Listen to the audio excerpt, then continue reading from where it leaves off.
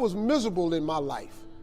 I didn't like waking up. I ain't have no purpose. I ain't know what I was supposed to be doing. On October 8th, 1985, I walked in a comedy club for the first time. Signed up for the following week. The following week, a girl took me down there. She said, "You got to go to comedy club. You the funniest person I've ever met." I never even heard of comedy clubs. I'm 27. I walked in a comedy club. I signed up for the following week. I'm gonna sit here and learn. I knew I was funny. I just didn't know what to do with it. They had 10 acts go up. 9 of them went up. I didn't laugh at one joke. I was just sitting there just, man, I wish that was me. Man, they should have said this. Every joke they told, I knew the punchline before they said it, and I wrote a better punchline in my mind, what they should have said. It got to guy number 10, they called his name, he wasn't there.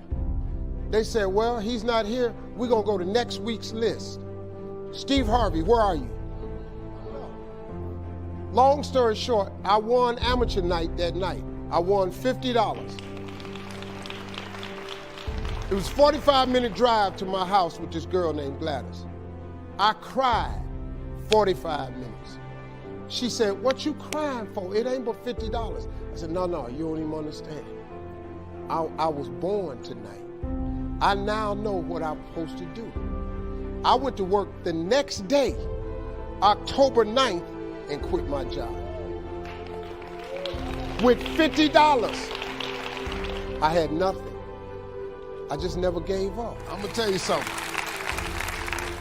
That decision cost me everything I had. I lost everything. I lost my family. I lost friends.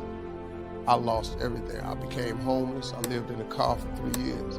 But I just saw this, I saw this vision. I just pursued it. I said, wow, that's it. You have to take chances in life. Life is about risk. If you play it safe in life, you ain't gonna have much of a life. If you play it safe, you won't have much of a life. Life is risk. It takes courage to pursue your dream. Now, it's gonna cost you something. Most people are not willing to pay what it costs to go after your dream, because you're gonna have to hurt a little bit. And most people don't like being uncomfortable. If you don't wanna be uncomfortable, please do not pursue success, because success is a very uncomfortable feeling.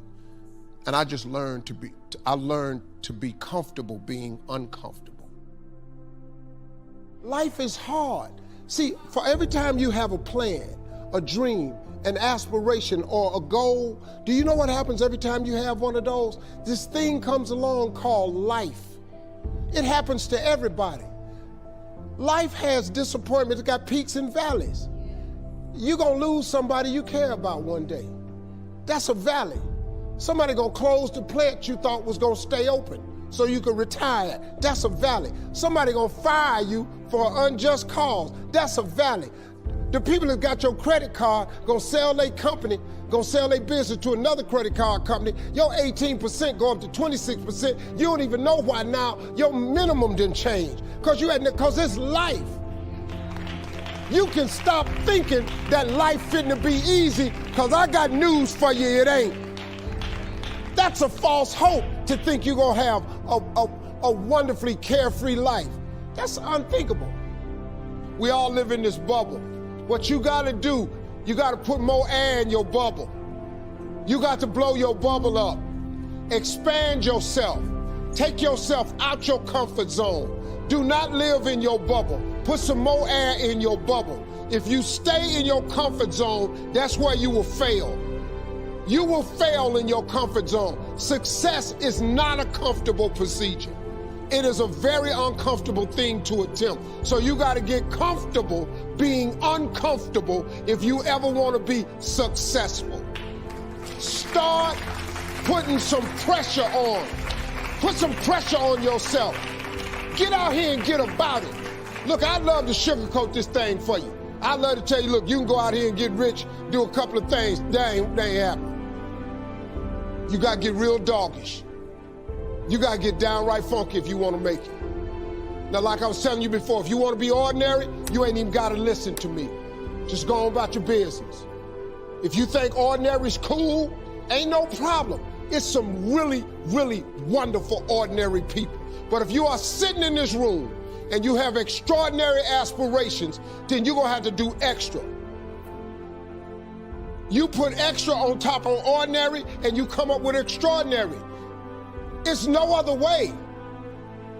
I'm sorry, but here's the fact. All of you have extraordinary capabilities, all of you. You have to decide if you are willing to do the things to put you in that category.